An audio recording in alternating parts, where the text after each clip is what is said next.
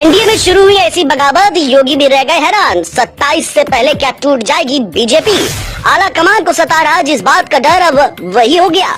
इधर केशव और योगी को समझाया गया, उधर एनडीए में फट गई फूट। यूपी की सत्ता में अपना दल ने खड़ा कर दिया भूचाल। यूपी में क्या होने जा रहा है? राजनीति में एक बात कही जाती है कि कोई भी किसी का सगा नहीं होता, लेकिन अब ऐसा ही शोर इन दिनों यूपी की सियासत में देखने को मिल रहा है, क्योंकि एनडीए के सबसे पुराने सहयोगी दल ने बीजेपी को मुंह चिढ़ाया है, जिसने सबको हैरान कर दिया है। क्योंकि जिस गठबंधन को अजय कहा जाता है, वहाँ फूट के सुर सुनाई दे रहे हैं। और इस बगावत की अगुवाई कोई और नहीं बल्कि योगी सरकार के ही मंत्री आशीष पटेल कर रहे हैं, जिन्होंने अपना दल की तरफ से एक ऐसा सियासी संकेत आया है जिसने बीजेपी खेमे में टेंशन बढ़ा दी है। यहाँ तक कि अब आशीष पटेल ने खुलकर बगावत की बात बोल दी है, जिसने यूपी का सियासी तापमान बढ़ा दिया है।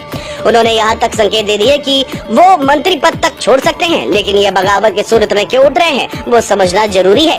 दरअसल लखनऊ में पार्टी संस्थापक सोनेलाल पटेल की जयंती पर एक भव्य कार्यक्रम किया और उसी मंच से आशीष पटेल ने योगी सरकार पर हमला बोला। उन्होंने मीडिया को भी आड़े हाथ लिया और कई बड़ी बातें कही। आशीष पटेल ने कहा कि अगर हमारी पीठ में छुरा घोंपा गया तो हम चुप नहीं बैठेंगे।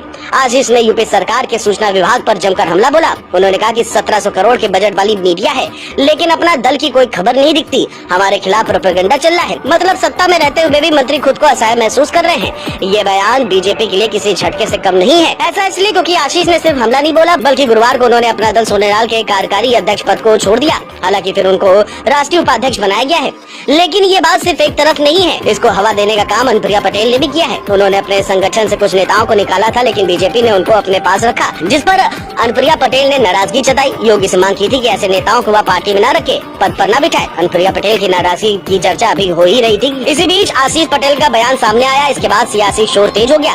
एक ही सवाल चल रहा है, क्या इंडिया में फूट पड़ने वाली है? क्या 27 से पहले अपना दल अपना रास्ता अलग कर लेगी?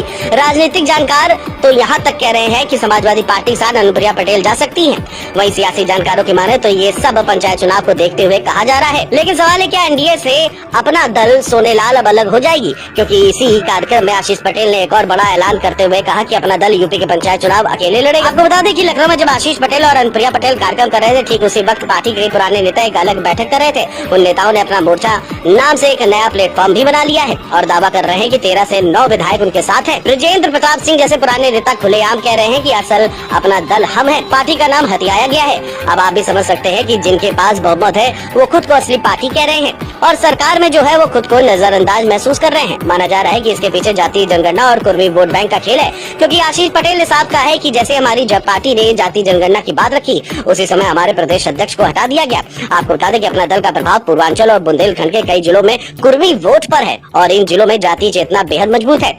अपना दल 2014 से बीजेपी के साथ है। अनुप्रिया पटेल मोदी कैबिनेट में मंत्री है, आशीष पटेल योगी सरकार में मंत्री है, लेकिन 24 में अपना दल एक सीट हार गया और अब जब विधानसभा का अगला चुनाव 27 में है तो सहयोगी पार्टी का ऐसा बागी रुख बीजेपी के लिए खतरे की घंटी है, क्योंकि अगर कुर्मी वोट एनडीए से खिसका तो इसका असर कई सीटों पर साफ दिखाई दे सकता है। अब सवाल उठता है कि क्या आशीष पटेल का बयान यूपी सरकार के भीतर की नाराजगी का संकेत है? क्या ये सब आने वाले कैबिनेट विस्तार से पहले की सियासी चेतावनी? ऐसी अपने क्षेत्र की हर छोटी या बड़ी खबर देखने के लिए हमारे साथ जुड़े रहें और देखते रहें UPR भारत न्यूज चैनल। फिर मिलते हैं ऐसी अन्य बड़ी खबरों के साथ, तब तक के लिए दीजिएगा हमें इजाजत। नमस्कार।